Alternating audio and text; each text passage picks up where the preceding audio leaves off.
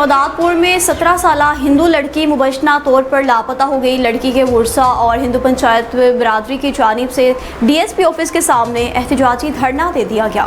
عبدالرشید کوثر کی رپورٹ کے مطابق سوائی روڈ کے رہائشی جامن داس لوہانہ کی 17 سالہ بیٹی گوری، جو میٹرک پاس طالبہ ہے، گزشتہ روز شام سے گھر سے لاپتہ ہے۔ اہل علاقہ نے خدشہ ظاہر کیا ہے کہ لڑکی کو اغوا کیا گیا ہے، جس پر پولیس نے مقدمہ درج کر کے تحقیقات کا آغاز کر دیا ہے۔ ہندو پنچایت کے رہنماؤں اور متاثرہ خاندان نے ڈی ایس پی آفس شہدادپور کے باہر احتجاج کرتے ہوئے مطالبہ کیا کہ لاپتہ لڑکی کو فوری طور پر بازیاب کرا کے ورثاء کے حوالے کریں۔ اس موقع پر پولیس حکام نے مظاہرین سے مذاکرات کرتے ہوئے ہر ممکن تعاون کی یقین دہانی کرائی۔ بتایا کہ لڑکی کی تلاش کے لیے کارروائیاں تیز کر دی گئی ہیں۔ ڈی ایس پی شہدادپور حق نواز اوجھو کے مطابق پولیس نے لاپتہ لڑکی کی لوکیشن ٹریس کر لی ہے۔ امید ہے کہ اسے جلد ہی بازیاب کرا لیا جائے گا۔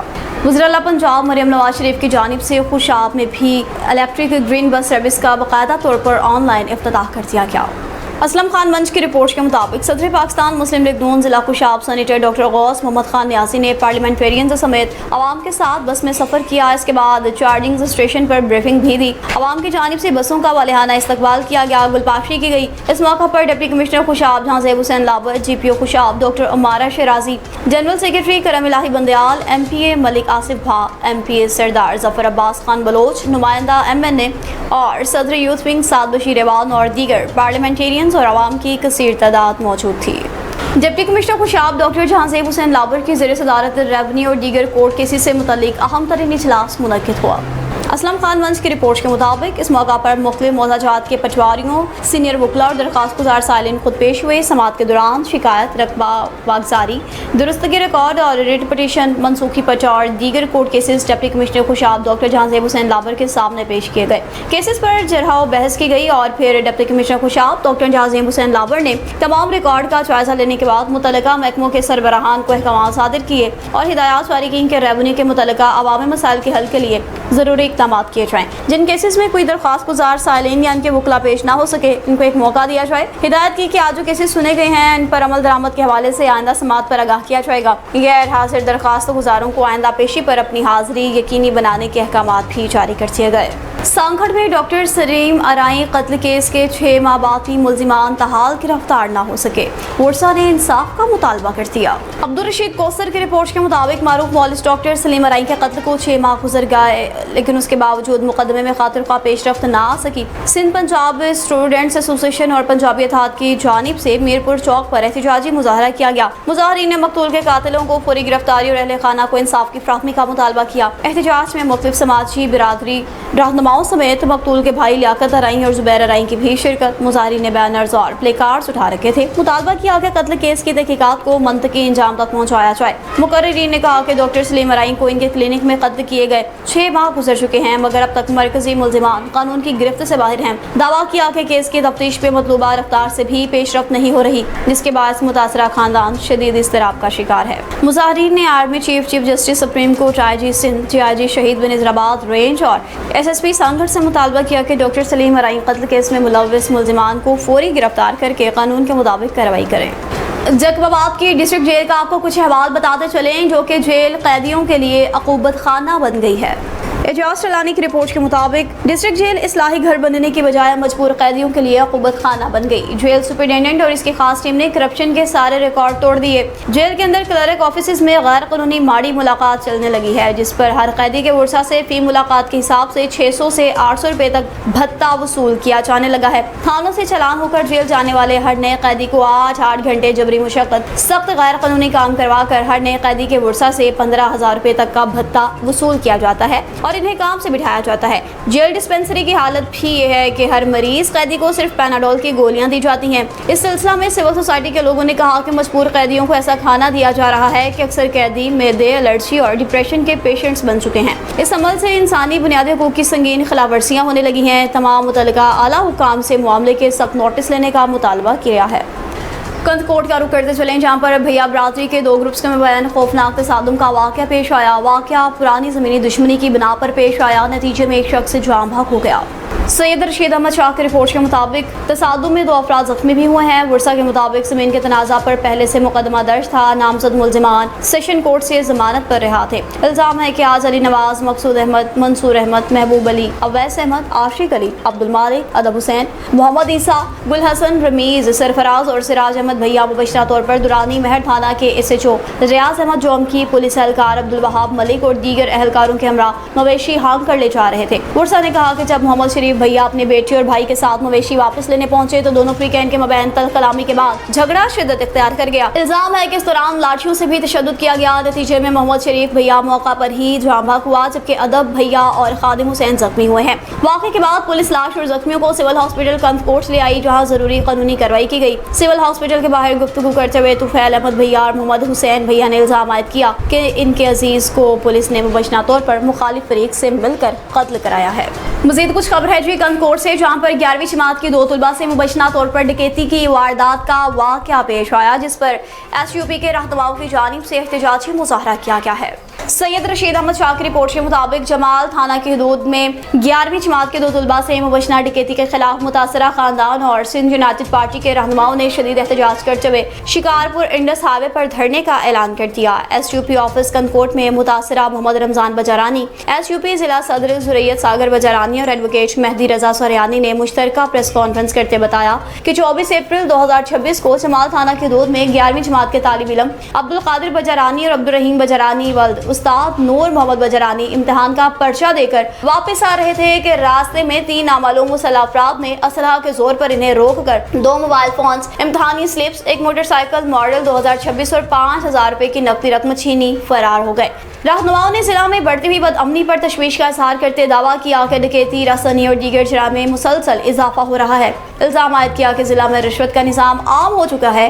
SSP कश्मीर से मुतालबा किया कि मुबशना तौर पर करप्शन में मुलविस पुलिस एहलकारों के खिलाफ कार्रवाई करते हुए इन्हें महकमा से फारिग किया जाए। इस मौका पर एडवोकेट मेहदी रजा सोरियानी ने मजीद कहा कि गुज़िश्ता रात A सेक्शन थाना की हदूद में एक रेडियो स्टेशन के करीब नामालूम मुसल्लह अफराद ने इंडस फार्मा कंपनी में मुलाजिम वारिस अली मलिक और एडवोकेट बासित अली मलिक से मोबाइल फोन और नकद रकम छीन ली। मुजाहमत पर इन्हें जख्मी करके फरार हो गए हैं। रहनुमाओं ने आला हुकाम से फौरी नोटिस का मुतालबा कर दिया।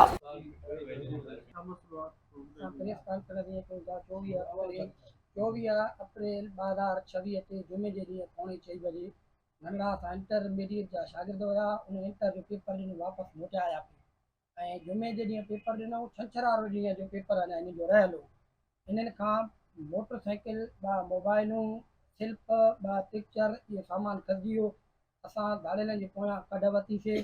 मथां SP साहब जी टीम अची वई, PSO सुभान सियाल, PSO नसीम सांगी ऐं एजाज़ ठोसो, इहे 3 ई अची विया। इन्हनि खे नंबर असां फ़ोन जा ॾिनासीं, नंबर मिलाया, उन्हनि असांखे इहा ॻाल्हि कई, असां लोकेशन वरिती आहे थी, असां गिरफ़्तारियूं कुझु कयूं आहिनि। असां जॾहिं वियासीं जाते उते पहुताऊं, असां पहुताऊं, उते पुलिस जी सॼी टीम, SP साहब जी सॼी टीम, SHO तंगवानी, SHO जमाल, SHO वसपुर, इहे सॼी ज़िले जी टीम अची उते पहुती आहे। असां उते धाड़ेलनि जे घरनि जी भर में वेठा हुआसीं थिया। मथां एजाज़ ठोसे ऐं PSO नसीम ख़ातिरी कराई त तव्हां हलो, तव्हांखे अॼु शाम असां सामान ॾींदासीं।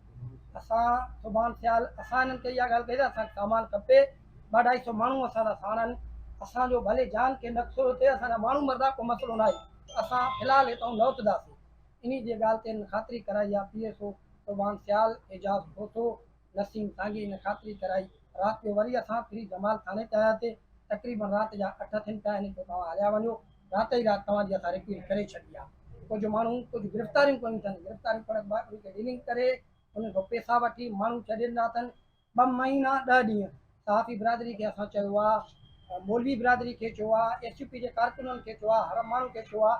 अॼु 2 महीना 10 ॾींहं थी विया आहिनि, सामान हिन टाइम ताईं असांखे न मिलियो आहे। सहाफ़ी बिरादरीनि खे SUP खे चवंदा, हा बिल्कुलु असां रिकवरी कई आहे, शाम ॾियूं था, सुबुह ॾियूं था, शाम ॾियूं था, सुबुह, इन खे अॼु 2 महीना 10 ॾींहं मिली आहे। असां सुभाणे प्रेस क्लब जे सहाफ़ी बिरादरी, जमियत उलमा इस्लाम, सॼी कामरेड कारकुन, सॼी सियासी पार्टियुनि सां सभिनि सां मशवरो कयो आहे। असां सुभाणे राजा वसबक विजाणी ते एहतिजाजी धरणियूं कंदासीं, मुज़ाहिरो कंदासीं। अगरि जेसिताईं असांखे रिकवरी पंहिंजी न मिली तेसिताईं असांजो धरणो जारी रहंदो।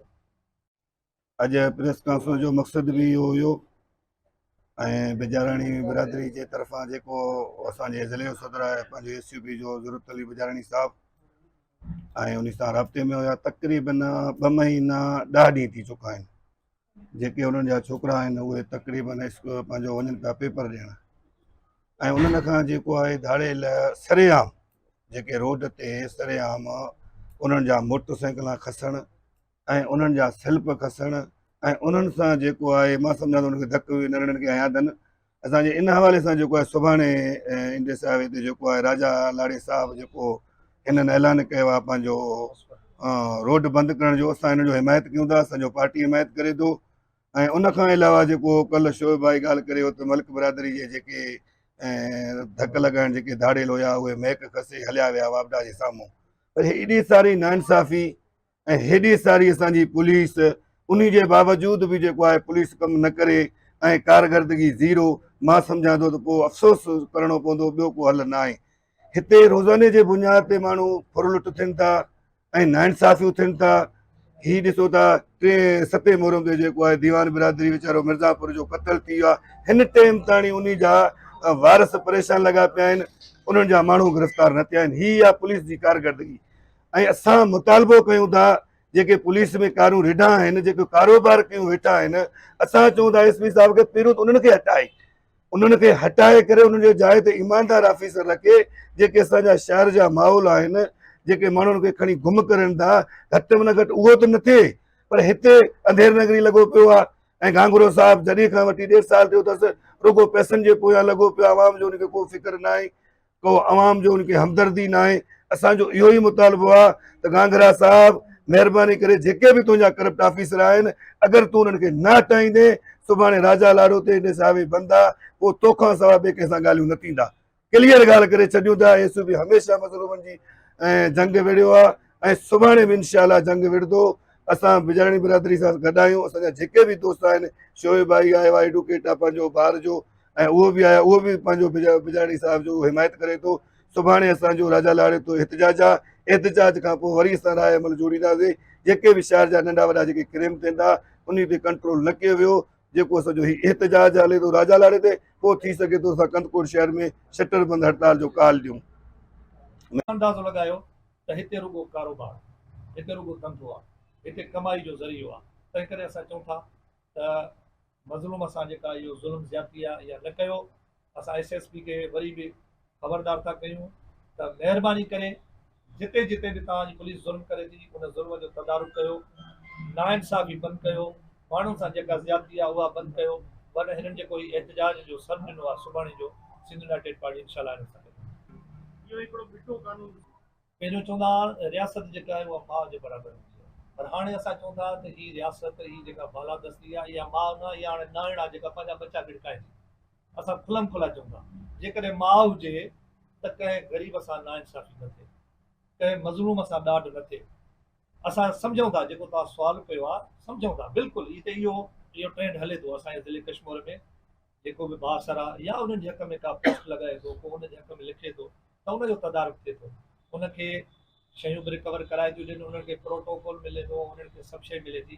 पर मज़लूम सां अञा ज़ुल्म ज़्यादा थिए थो। यार हिकिड़ो हुरियो लुटियो अची तव्हांजे दर ते दांह खणी अचे, उनजे तदारुक जे बजाए अञा उनते तव्हां केस दाख़िल करे अञा उनखे तव्हां जेको आहे फासाए छॾियो, अञा उनखे बाग़ी कयो।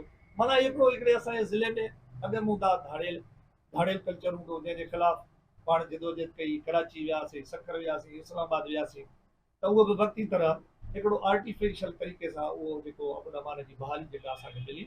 पर हिन वक़्तु त असां चवंदा त हीअ जेका पुलिस जेका असांजे मथां जेका मुस्तलिद कई आहे इहा त धाड़ेलनि खां बि वधीक बदतर आहे। यारो धाड़ेल हिकु महीनो फुरे कंहिंखे आज़ादु त न ॾींदा, त तव्हां रोज़ माण्हुनि खे आज़ादु था, रोज़ माण्हुनि खां फुरल लुटियो था, रोज़ माण्हुनि खे जंहिंजे लाइ ब्लैकमेल करे पंहिंजे नाले ते अदा तुंहिंजो फलाणे धाड़ेल सां वास्तो आहे, हीअ असां वटि ड्रेसिंग आई आहे, हीअ आयो आहे, हू आयो आहे। इहो त कारोबार आहे न, हीअ त निज़ाम ई तव्हां हिकिड़ो ज़ालमानो पैदा कयो आहे न। तव्हां कंहिं माण्हू शरीफ़ खे, इज़तदार खे घरां खणी ब्लैकमेल करे उन्हनि खे FIR जा दावा ॾेई 5-5 ॾींहं निजी पंहिंजे जायुनि में रखी करे गुमगार करे उन्हनि खे वरी तव्हां घर वारनि खे टार्चर कयो। हाणे 25 लख जो, 20 लख जो, 15 लख जो, तॾहिं तव्हांखे माण्हू था ॾियूं। जेकॾहिं न त पोइ असां फलाणे धाड़ेल सां लिंक में ॻाल्हाए था छॾियूं, बसि पोइ तव्हांजो अपराध धाड़ेल। तंहिं करे इहो कल्चर जेको आहे इहो ज़ालमाणो आहे। असां हिनखे ज़ालमाणो निज़ाम सम्झूं था, ज़ालमाणो कल्चर सम्झूं था त इन निज़ाम खे बदिलायो। इहे जेके तव्हांजा जेके तव्हां एफर्ट्स वरिता आहिनि, अहिड़े क़िस्म जूं तव्हां हिते जेके प्रैक्टिस कयो था हिन ज़िले कश्मीर में, ज़िले कश्मीर जो बाशऊर माण्हू, सियासी माण्हू, समाजी माण्हू, मज़हबी माण्हू अॻ में मुज़ाहिमत कई आहे, हाणे बि असांखे मजबूर न कयो त तव्हांजे ख़िलाफ़ु वरी रोडनि रस्तनि ते अचिजे, वरी तव्हांजे ख़िलाफ़ु मुज़ाहिमत कजे। तंहिं करे चऊं था त हीउ जेको ज़ुल्म जबर माण्हुनि सां कयो था इहो बंदि कयो। ऐं इन जो सुवाल जो जवाबु ॿियो बि आहे त माण्हू मुज़ाहिमत जे बजाए मुफ़ाहिमत जो दॻ थो वठे। असां हाणे खोड़ माण्हू दाऊ कंदा आहिनि, मूंसां ज़ुल्म थी वियो, वैल थी वियो, चवंदा आहियूं बाबा तव्हां अचो, असां तव्हां सां गॾु हलूं था, मुज़ाहिरो कयो, धरणो लॻायो, जंहिं माण्हू नाइंसाफ़ी कई आहे गॾु वेहो, असां नालो खणूं था हुनजो, पर माण्हू इन खां लवाइनि था, माण्हू कलम खुलो कोन था ॻाल्हाइनि, जंहिंजे करे जेका ज़ुल्म नाइंसाफ़ी आहे असांजे ज़िले में उरूज ते अची वई। आख़िरी सवाल साईं तव्हांजे हाणे पहिरियां त इहो आहे त इहो धरणे जो ऐलान कयो आहे हिननि दोस्तनि, यानी उस्ताद नूर हसन बिजारणी इलाइक़े जो हिकिड़ो सुठो मुख़बर माण्हू आहे, नोटेबल माण्हू आहे। उन ऐलान कयो छो त हुनजा बच्चा फुटिया आहिनि, उनजे बच्चनि ते ज़ुल्म थियो आहे, उन्हनि जे बच्चनि ते ज़्यादती थी आहे, मोटरसाइकिल वयल आहे, को मसइलो न आहे, पर हिननि सां ज़ुल्म ज़्यादती थी आहे। पहिरियां त हिन जो इज़ालो थिए, पहिरियां त उहे जवाबदार पकड़जनि। उन खां अलावा जेके हिननि जूं शयूं वयल आहिनि, मोबाइलूं वयल आहिनि, मोटरसाइकिलूं वयल आहिनि, पैसा वयल आहिनि, स्कूल जूं जेके स्लिप्स आहिनि उहे वयल आहिनि, जेके हिननि जा फ़ोटू खीसनि में पिया, बटूं पिया, जेके हिन जूं सभु शयूं फसी पियूं आहिनि उहे। ऐं उन खां अलावा असां इहो बि खुलियल ऑप्शन, खुलियल पेशकश कयूं था हितां जे माण्हुनि खे त जंहिं जंहिं माण्हू सां ज़ुल्म ज़्यादती थी आहे, सुभाणे धरणो लॻे थो, उते ही दोस्त बि हूंदा, ॿियनि जमायतुनि जा दोस्त बि हूंदा, SUP जा दोस्त बि हूंदा, जंहिं जंहिंखे तकलीफ़ आहे सुभाणे अचे, इनशाला उन्हनि जो तदारु करे उन्हनि जे लाइ दवा। ऐं हिकु ॻाल्हि ॿी मूंखां विसरी वई, चोलियाणी नादर चोलियाणी, इहो कल्ह वरी हिकिड़ो ॿियो वाक़ियो थियो आहे, अदा शोएब हुनजे लाइ ॿुधाईंदो, असांजो एडवोकेट आहे हुनजो बार काउंसिल जो कंदकोट जो, ही बि का शिकायत कंदो तव्हां कंदो, हिनजी बि तव्हां दोस्त साहब जेके आहिनि हिनजी तव्हां औज़ बिल्लाहि मिनश शैतानिर रजीम, बिस्मिल्लाहिर रहमानिर रहीम। जीअं त साईं वारनि सां मुंसलिक हिकिड़ो मैटर राति थियो आहे, जेको बासित अली मलिक एडवोकेट अब्दुल अली मलिक जो भाणे जो बि आहे, ऐं ॿियो जेनिक्स फार्मा जो हिकिड़ो दोस्त आहे साहब जेके आहिनि हिनजी तव्हां औज़ बिल्लाहि मिनश शैतानिर रजीम, बिस्मिल्लाहिर रहमानिर रहीम। जीअं त साईं वारनि सां मुंसलिक हिकिड़ो मैटर राति थियो आहे, जेको बासित अली मलिक एडवोकेट अब्दुल अली मलिक जो भाणे जो बि आहे, ऐं ॿियो जेनिक्स फार्मा जो हिकिड़ो दोस्त आहे वारिस अली मलिक, उन्हनि खे बि गन पॉइंट ते कल्ह फुरियो वियो आहे, जंहिंमें मोबाइल फ़ोन रोक रक़म घुरी वई आहे। जेको बासित अली मलिक आहे उनखे बट जो अथऊं मथे ते, जेको हिन वक़्तु बि मेंटल हेल्थ उनजी स्टेबल न आहे, हिन वक़्तु बि उहो अनस्टेबल आहे। असां SSP साहिब खां इहो मुतालबो कयूं त आख़िर केतिरे ताईं इहा आवाम लावारिस हूंदी, केतिरे ताईं आवाम जा ज़हरीलो ख़्वार थींदी। ऐं मां हिकिड़ी ॿी शइ पुछणु चाहियां थो, बीइंग अ एडवोकेट, अगरि तव्हां इहे जेके फेक हाफ प्राइस कयो था, फेक इनकाउंटर्स ॾेखारियो था, तव्हां जूं एतिरियूं FIRs जो आयूं आहिनि, उन FIR में केतिरनि माण्हुनि खे तव्हां, केतिरनि ॾुआरनि खे तव्हां कैफ़र किरदार तक पहुचायो आहे, घणनि ॾुआरनि खे तव्हां जेको आहे त मतिलबु सज़ा ॾिराए चुका हो, हिकु खे बि न। तव्हां फॉर्मेलिटी पूरी कयो था, माण्हुनि खे ख़ुशि कयो था, फॉर्मेलिटी ते FIRs कयो था जेके विदिन 2 days आज़ादु थी वञनि था, 2 ॾींहंनि जे अंदरि आज़ादु थियनि था। कल्ह जेको वाक़ियो थियो आहे, हे नंढा ॾिसो, हाणे हिननि जी अगरि ॾुआरनि सां सामिनो थिए थो हथियारनि जे ज़ोर ते, त हिननि जी छा मेंटल हेल्थ स्टेबल हूंदी, छा एजुकेशन वठी सघंदा, छा पंहिंजे फ्यूचर ते कॉन्संट्रेट करे सघंदा। राति जेको वाक़ियो थियो आहे, अगरि तव्हां दोस्त चकर लॻाए सघो, बासित अली मलिक जेको मिसकीन रेड़ी वारे जो पुटु आहे, उहो हिकु इंडस फार्मा में कमु कंदो आहे, उहो पंहिंजी कैश कलेक्ट करे वापसि अचे पियो फार्मा जी, उनखे 2 ॼणनि गिड स्टेशन वटि राति जो 8 बजे क्लेशन जा बट आहिनि। यकीन कयो हिन वक़्तु मां कसम करे चवां थो उनजी मेंटल हेल्थ स्टेबल न आहे। कल्ह असां जॾहिं वियासीं थाणे ते, त हुन खां जेको सवाल पुछनि पिया उहो वजूद खां ॿाहिरि जवाबु ॾिजो। असां इहो पुलिस खां मुतालबो कयूं था, अगरि तव्हां नथा ॾेई सघो तहफ़ुज़ पंहिंजो कंदकोट अवाम खे, चंद जेके तव्हांजा ख़ुशामदी माण्हू आहिनि जेके वाह करनि था, बाक़ी अदरवाइज़ कंदकोट जी अवाम तव्हां खां बेज़ार वेठी आहे। अगरि नथा ॾेई सघो, पंहिंजो डिफेंस नथा करे सघो, त महिरबानी करे कुर्सियूं ख़ाली करे वञी कंहिं ॿिए जेको ऑनेस्ट ऑफिसर अचे उनखे घुरायो, पंहिंजी दुकानदारी बंदि करे कंदकोट अवाम सां इंसाफ़ कयो वञे। اور ہارون آباد میں وائٹل گروپ کے سربراہ نے الفکر واٹر فلٹریشن پلانٹ کا باقاعدہ طور پر افتتاح کر دیا۔ طاہر عباس خان کی رپورٹ کے مطابق خدمت انسانیت عبادت کا درجہ رکھتی ہے۔ فلاحی کاموں اور دکھی انسانیت کی خدمت سے دنیا اور آخرت سنور جاتی ہے۔ ان خیالات کا اظہار وائٹل گروپ کے سربراہ حاجی سعید احمد نے الفکر واٹر فلٹریشن پلانٹ کا افتتاح کرتے کیا۔ وائٹل گروپ کے سربراہ حاجی سعید احمد جب الفکر انسٹیٹیوٹ پہنچے تو ادارہ اعضاء کے اساتذہ کرام اور طالب علموں نے ان کا پرتپاک استقبال کیا، پھولوں کی پتیاں نچھاور کی۔ انسٹیٹیوٹ کے بانی ڈاکٹر مفتی عابد الرحمان نے مہمانان گرامی کو بریفنگ دیتے بتایا، الفکر اسلامک ریسرچ انسٹیٹیوٹ ایک جدید اسلامی دینی تعلیمی ادارہ ہے جہاں طلباء کو حفظ قرآن کی تعلیم کے ساتھ معیاری انگلش میڈیم اسکولنگ بھی فراہم کی جاتی ہے۔ یہی جامعہ نظام تعلیم اسے دیگر دینی اداروں سے منفرد اور ممتاز بناتا ہے۔ تقریب سے خطاب کرتے ہوئے پروفیسر ڈاکٹر مفتی عابد الرحمان، ڈائریکٹر و پرنسپل الفکر اسلامک ریسرچ انسٹیٹیوٹ نے مہمانان گرامی اور تمام معاونین کا دلی شکریہ ادا کیا۔ تقریب کا اختتام اجتماعی دعا پر ہوا جس میں ادارے کی ترقی، معاونین کی خیر و برکت اور وطن عزیز کی سلامتی اور خوشحالی کے لیے دعائیں کی گئیں۔ اس موقع پر ملک محمد ریاض خلچی، سابق وائس چیئرمین بلدیہ، معزز علماء کرام، معززین شہر اور دیگر مہمانان گرامی بھی شریک ہوئے۔ تعلقہ مانجن کی بات کرتے چلیں جہاں پر ملا برادری کی معصوم بچی ارشاد ملا کے اغوا کار تاحال گرفتار نہ ہو سکے۔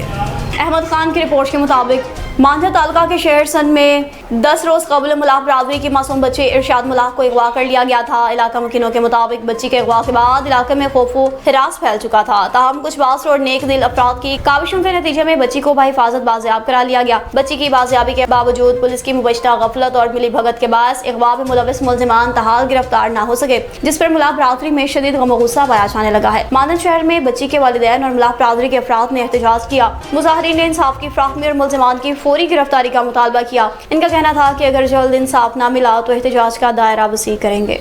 شکرگڑھ نورکوٹ روڈ انتوالی میں نالے کی تعمیر کا منصوبہ 2.5 ماہ گزرنے کے باوجود بھی مکمل نہ ہو سکا۔